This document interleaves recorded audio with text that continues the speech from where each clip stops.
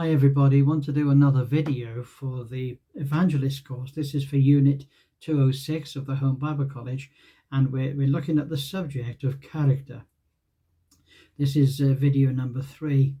Now the Elder Evangelist, we're going to call it Elder Evangelist because it's an evangelistic ministry that we're talking about. This is the Evangelist course, but this evangelist is of course an elder too within the church, because he, alongside the pastor, is ministering the word. Okay, so both of them are ministering the word. His ministry is primarily to reach the unsaved with the gospel, and the work of the pastor, elder, is primarily to build up the saints in the faith. So the elder evangelist then is a man of extraordinary character. Okay, a man of extraordinary character.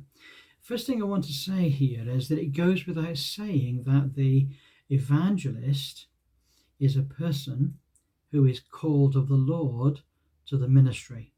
Okay? You know, when Paul is describing the call of the evangelist, he says, "How shall they preach unless they are sent?" So this is a very specific calling of God, and it's also a calling of men. It's a calling of God and a calling of men. It's not one or the other. It's not a calling of men alone, and it's not a calling of God alone. It's a calling of God and men together.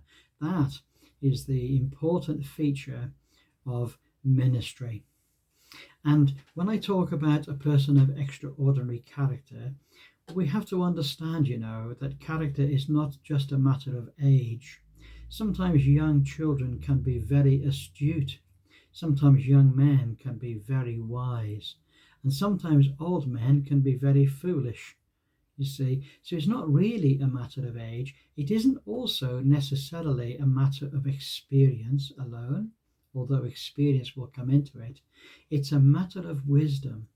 Now, wisdom is about the right application of knowledge. It's not about having knowledge. A lot of people might have knowledge of matters, but not be wise in the use of that knowledge. So wisdom then is the right application of knowledge. That's the point. But we're not just talking about knowledge or wisdom here. We're talking about character. And I'm going to raise a number of points here. There's 8 of them altogether, and then I'm going to summarize. The first feature of the elder evangelist is that he's a man of God. That's the first thing. He is a man who knows God to an extraordinary degree. He's a man who is a man of prayer. And he's a man of one book in the main, and that's the scriptures. He is an expert in the scriptures. Oh yes, most Christians know the Bible a little here and there, but the elder evangelist is an expert in the Bible. He understands it to a very great degree. Okay? And he doesn't just understand it superficially, he understands it theologically. He understands it dispensationally. He understands it evangelistically. How do you say? The second thing is that he's a man of extraordinary devotion. He is a man who is devoted to Christ, and most Christians feel a sense of devotion to Christ, but the elder evangelist has an extraordinary devotion to Christ. He's not an ordinary man in pretty well any sense in which we might think. The third thing is he is a man of purity. He's devoted to his wife and to his family, and his eye is only for his wife, and his eye is upon his children, that he might look after them and that he might bring them up to know the Lord. The fourth thing is he's a man of sincerity. He's not a man of secrecy. He's not a man of hidden motives. He's not a man that you wonder whether you can quite trust him. The elder evangelist is a man of sincerity. What you see is who he really is. That's the man of God. The next point is that he is a man of wisdom. Now, we mentioned wisdom before briefly, but he's a man of simple common sense.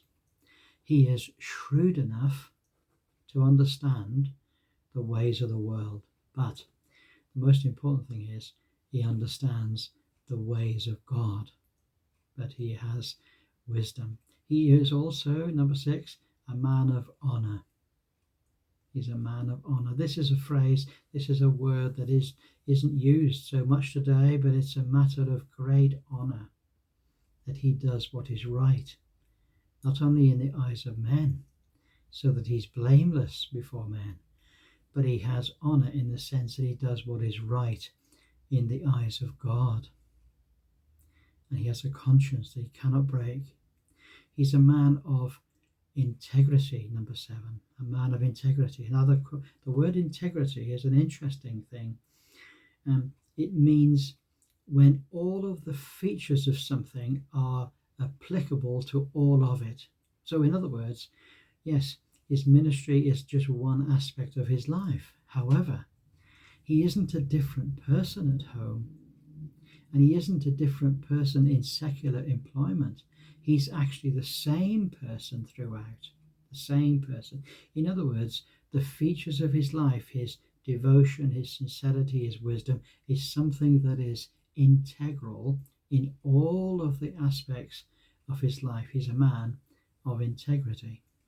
And then lastly, he's a man of honesty. You can trust him. You can trust him with your money, and you can trust him in every other way. This is what the elder evangelist is. Whether he is a pastor or an evangelist or a pioneer missionary, he will have these features. Now, whether he is a pastor, evangelist, or pioneer missionary, he has the right to refrain from ordinary paid work and to work on behalf of the church and to be paid accordingly. But he is equally able, if God leads him, to earn his own living. He is able to do that. Now we've got a set of questions here, and I'll read the questions out, and they'll be on the website, you'll see. Why is character such an important thing? How would you describe Christian character? And thirdly, who do you know that you can model yourself on? Now, these are 3 questions that you need to just go away and think about and meditate on. These are the nitty-gritty. These are the basics of the importance of the evangelist in terms of his character. Well, God bless you. We look forward to catching up with you next time. Have a wonderful day, and bye for now.